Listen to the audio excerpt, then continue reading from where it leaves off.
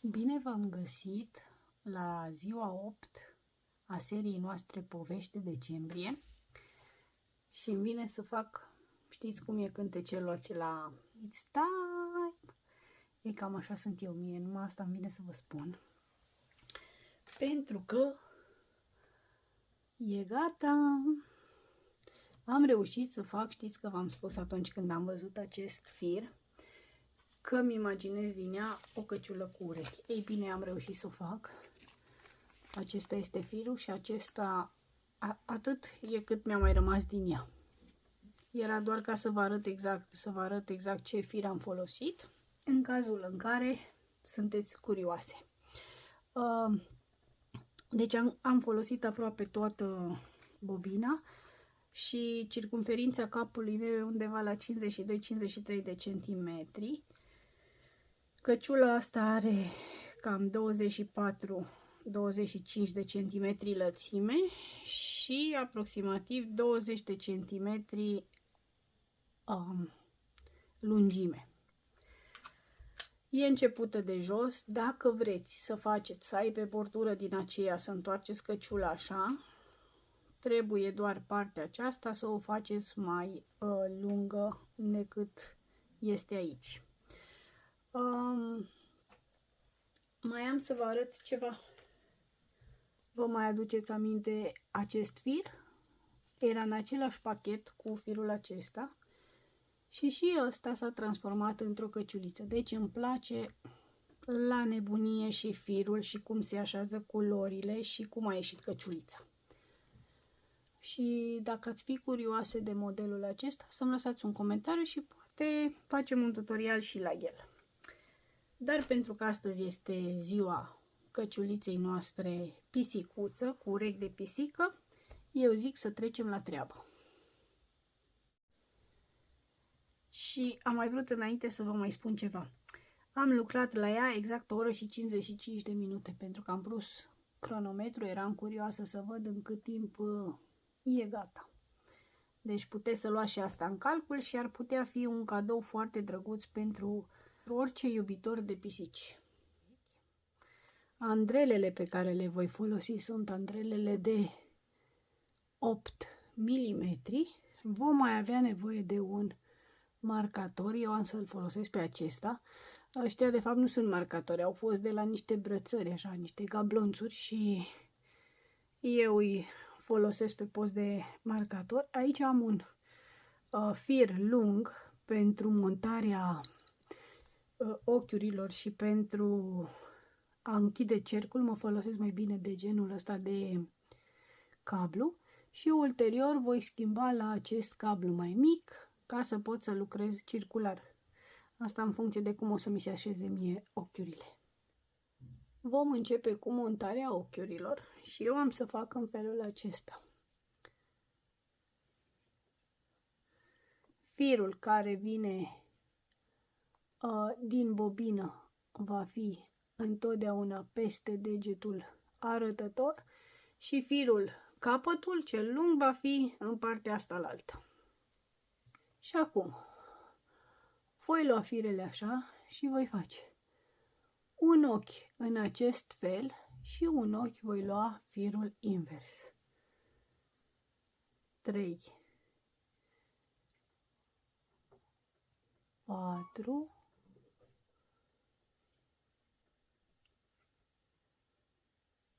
5, 6, 7,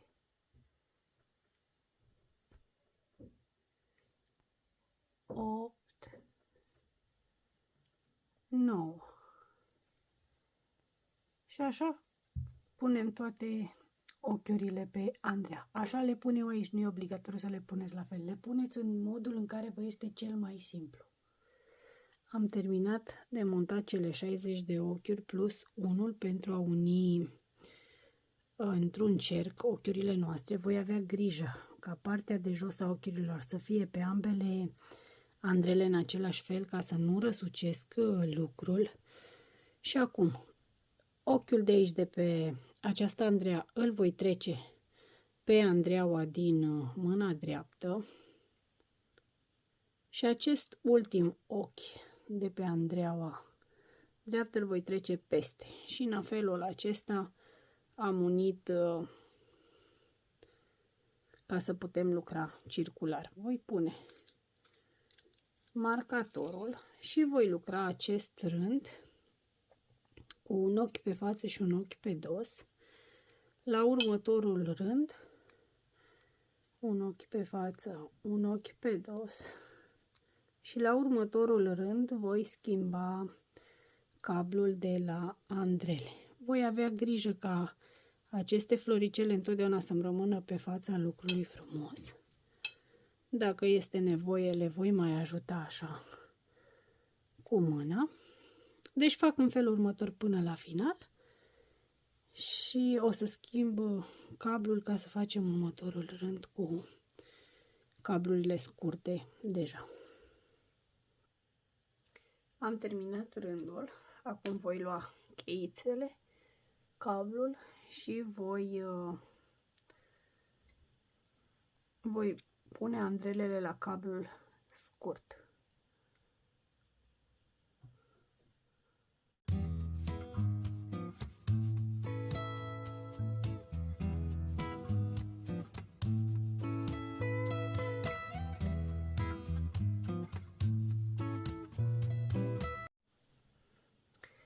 Am trecut la andrelele scurte, voi pune marcatorul și din acest moment voi face până voi avea undeva la, deci voi lucra un ochi pe față și un ochi pe dos, până voi avea vreo 5-6 cm, e în funcție de dorința fiecăruia.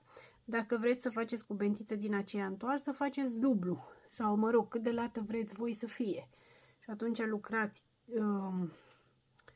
de bentița de unul pe față, unul pe dos, cât de lungă vreți să fie și abia după aceea trecem la următorii pași.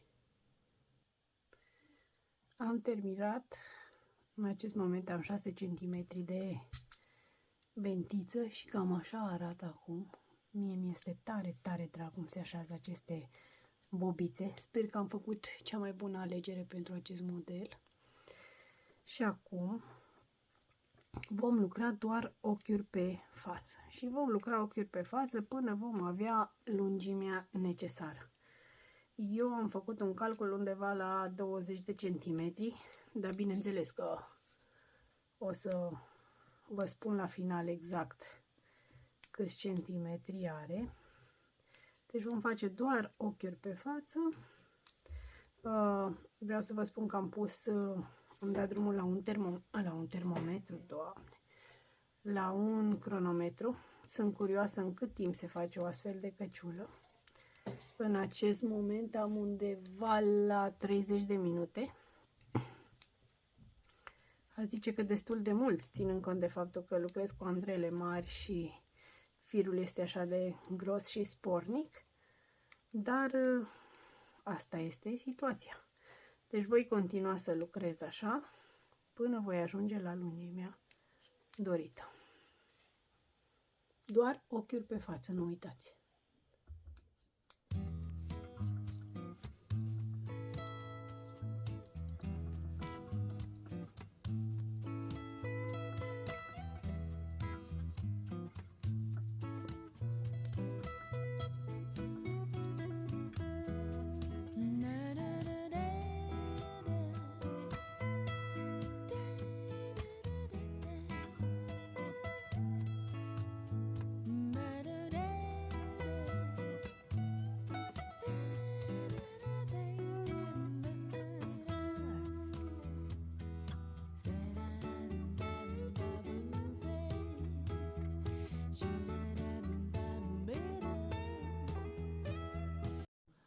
Am reușit să fac și ultimul rând, atât mi-a mai rămas din fir, nu foarte mult. Ideea e că dacă o fac mai înaltă, o să fie prea lungă, nu știu cum să vă explic. Nu-mi place cum se așează, deci are aproape 20 de centimetri înălțime și am probat-o așa pe cap, deci o pun pe cap și e la fix. De-aia n-aș vrea să o fac mai mare. În acest moment dau marcatorul la o parte și o să am nevoie de un ac. Ce nu știu eu, o să încerc, o să las un fir mai lung, să fiu sigură că îmi ajunge. Că va trebui să coasem cu ajutorul firului. Îmi place tare, tare mult cum arată.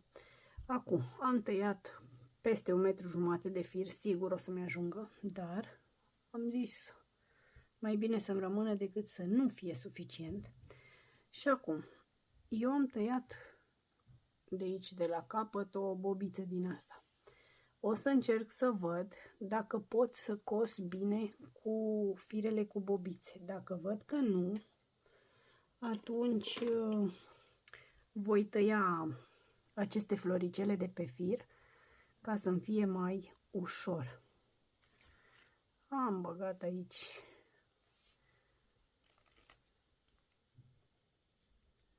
firul în ac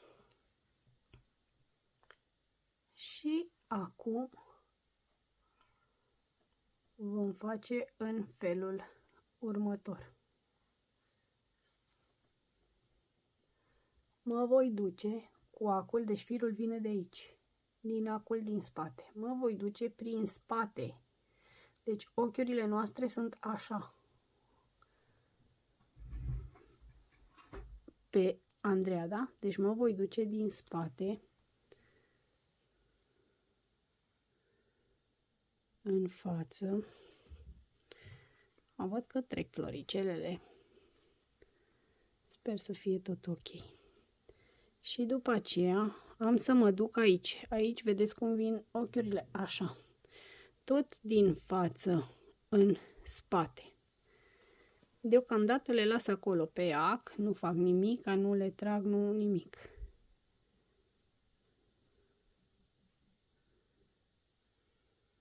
Așa. Acum, mă voi duce cu acul din față, în același prim ochi. Din fața lucrului în spate, îl voi da jos de pe Andreea și în același moment mă duc în următorul ochi din spate în față. Eu v-am mai arătat și la alte modele de căciulă metoda asta de a închide ochiurile.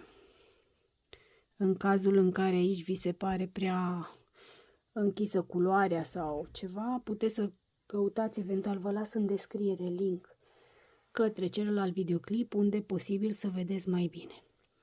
Acum mă duc la ochiul din spate și voi face din afară înăuntru, îmi bag acul și mă duc imediat la celălalt și fac dinăuntru în afară.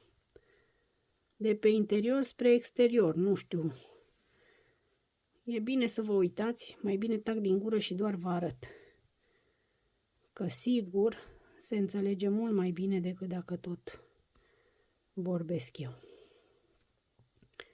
Acum, ochiurile aici le strângeți puțin să nu rămână foarte largi. Acum, suntem aici cu firul, venim iar la cel din față și vom face din față în spate și următorul din spate în față.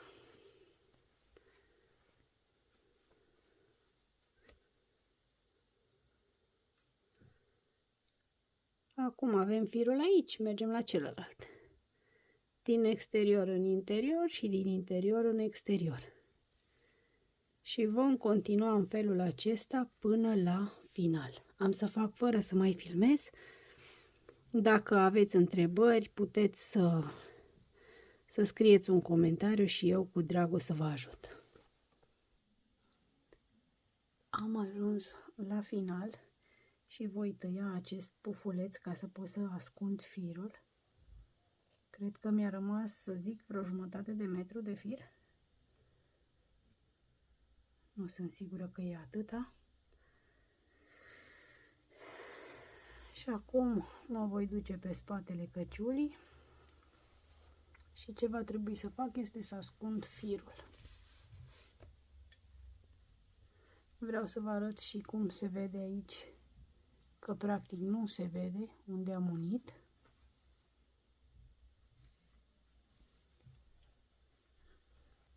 Și urecheata noastră cam așa e de frumoasă. O să ascund firele și revin. Și așa o să arate la final această căciuliță. Deci mi-e dragă de nu vă spun și am zis că dacă o să iasă așa cum vreau, îi pun cercei. O să fac și o să inserez pe aici o poză ca să vedeți cam cum arată pe cap. Și nu uitați, dacă v-a plăcut celălalt model de căciulă, să-mi scrieți și să poate facem și la el un tutorial. Mulțumesc din suflet pentru vizionare!